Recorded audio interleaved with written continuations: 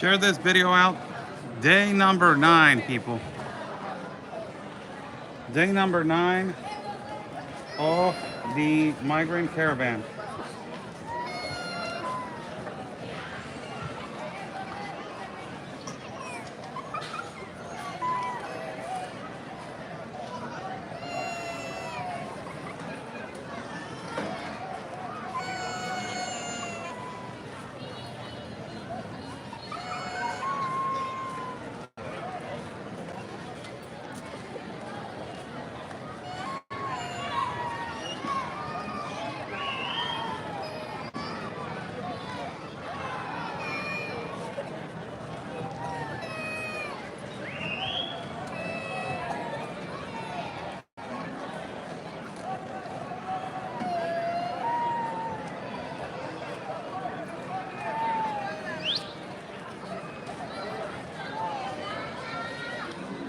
Thank you so much for joining in.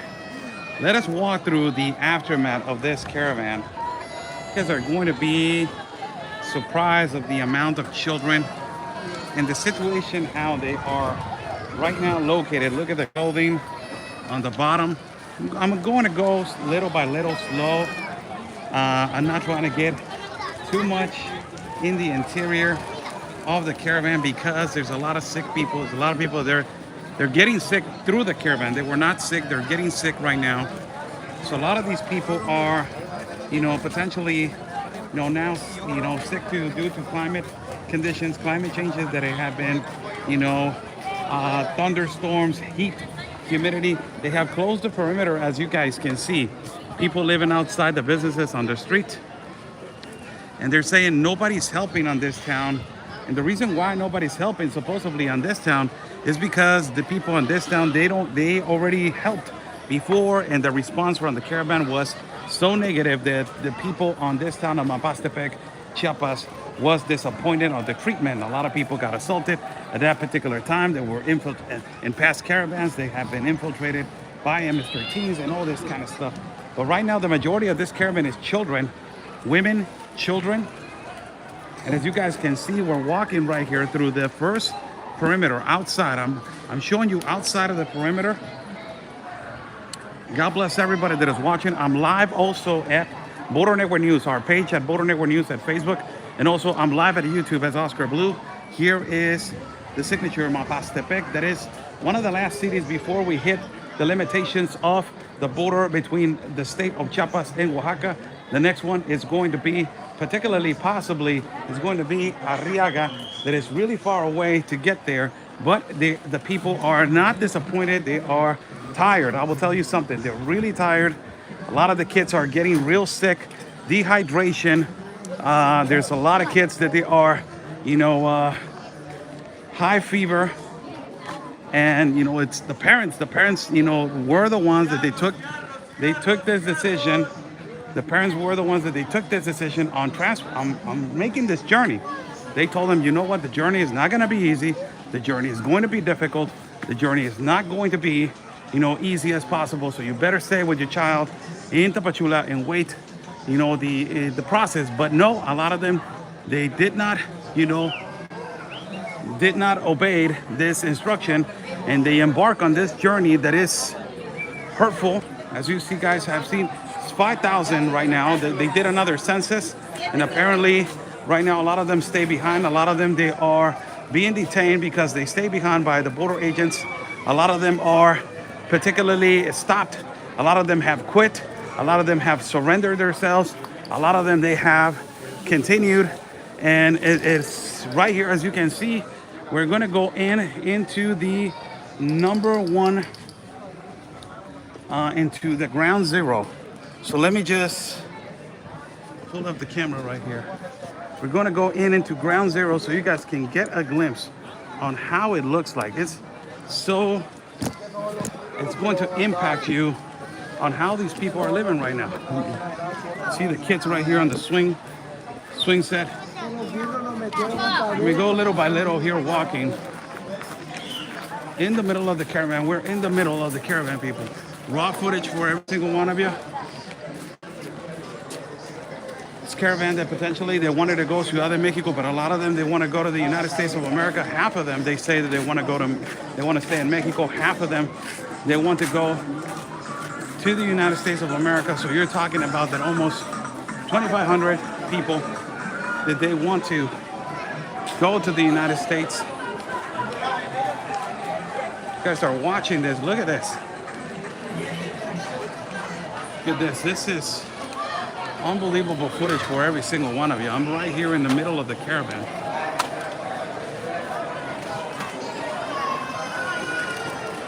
Kids slipping on the floor on plastic bags. A lot of them, they're sick. There's a lot of children, a lot of children. A lot of people tired. You see kids right here. I'm not trying to show that many. It's the aftermath of Mapastepec that is getting little by little exhausting. A lot of people are getting really tired. Kids are crying, kids are sick. And little by little, they're getting tired. Their last hope is to not be stopped by the Institute National of Immigration. This is one of the places that you are surrounded by migrants. La migración es ladrona, la migración. La migración Le robó es ladrona. todas las cosas a mis hijos. Me dejó en la calle. Le robó la tienda de campaña, la bicicleta, el teléfono celular. ¿En dónde? Allí, después de Ulapa. A mi esposo lo dejaron descalzo. Huimos, ves, con mis hijos. Que ¿Y tu están esposo enfermos. está detenido? No, no está detenido porque huyó. Le estaban Tu quitando hija dinero. está enferma. Los tres los tengo enfermos, los tres. Soy venezolana. Pero ya puse la denuncia en los derechos humanos. Están enfermos por el cambio climático. Sí, que por todo. Por el, o sea, por el cambio de clima que ha pegado, que es la lluvia. Sí, claro. Hay deshidratación, hay todo ese tipo Mi hijo estaba deshidratado. Deshidratado. Correcto. Temperatura. También, porque los tres han estado enfermos por el cambio de clima y por correrle a la migración mexicana. Ellos me robaron a mi esposo, le robaron los implementos de trabajo con el sustento, con lo que él sostenía en su familia. Le robaron una máquina de afeitar profesional, 2, una tienda de campaña, una colcha con la que mis hijos se cubrían del frío y del sol. Todo, lo dejaron sin nada. Le robaron una bicicleta rosada grande. Son ladrones. You go saying that basically the Institute National of Immigration, they stole, she's saying, they stole my husband's belongings.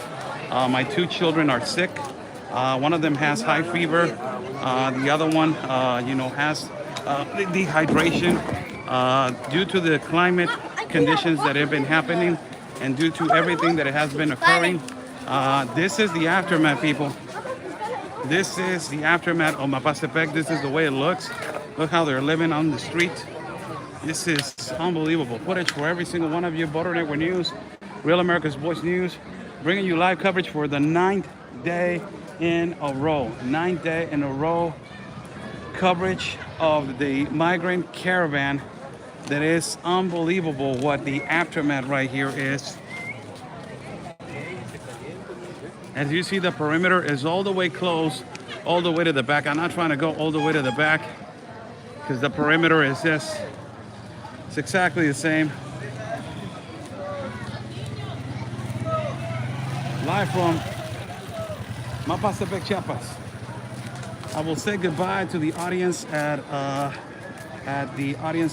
Facebook and Border Network News. Let me just flip the camera at Border Network News so I can say hello to all these people. How's everybody doing? Live from Mapastepec, Chiapas, Oscar Blue right here for Border Network News. Thank you so much for joining. We are going to cut the live feed. If you guys want to continue, you can come to our channel as Oscar Blue. God bless every single one of you. Stay safe, and like we always say, people, peace and love. Because always your country first. God bless. So we just ended the live feed at Border Network News. Let us just see what this aftermath takes from and where this is going to end. I'm going to go. There's a church right here, but what everybody has been saying is that nobody in this town is helping them. And it is because of what has happened before. What has happened before is that the migrant caravan has been aggressive towards individuals that they are, particularly in this place. Mucho calor. ¿Es iglesia de San Juan Tadeo? ¿De quién?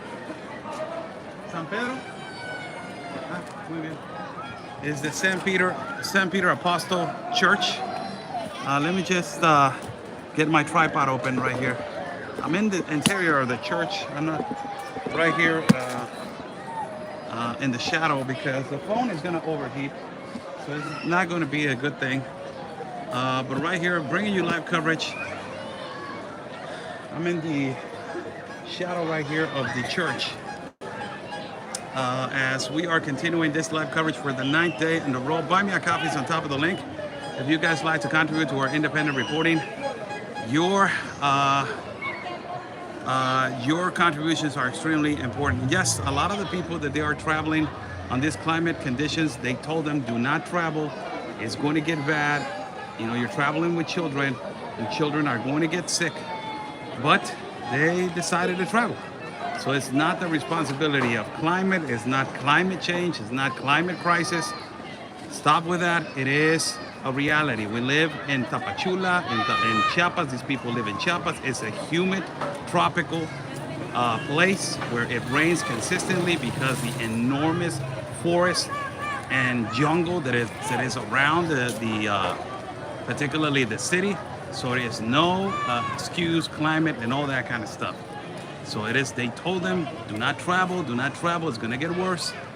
And now we are seeing that the caravan is slowing down, marching slowly with a lot of health issues for the children.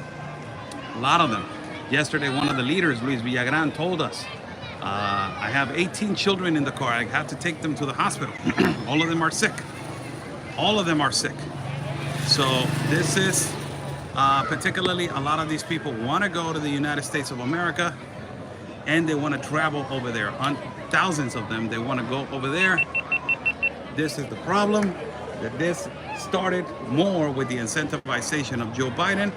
And, you know, and there's a comment right here that says, medical edge these people onto screw America too. That is a complete, blatant, incompetent comment. I will tell you why, and is the reason why that don't tell me that that is not your president. Don't tell me that he stole an election. Don't come to me with all that kind of stuff. The 46th president of the United States of America, it is Joseph Biden, and he's the one that invited the world to his border. He said that he was going to help him, and he said that he was going to open the door. Ultimately, Mexico, it is complicit. Also, the authorities of Mexico, the government of Mexico, also is complicit for being in the globalist compact of immigration. Not only Mexico, all the Central